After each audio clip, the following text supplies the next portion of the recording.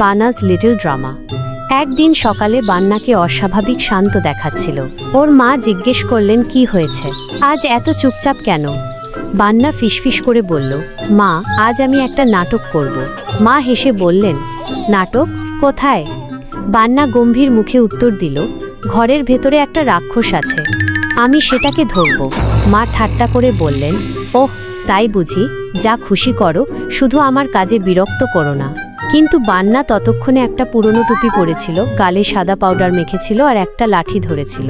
বীরের মতো পা ফেলে সে ঘরে ঢুকল।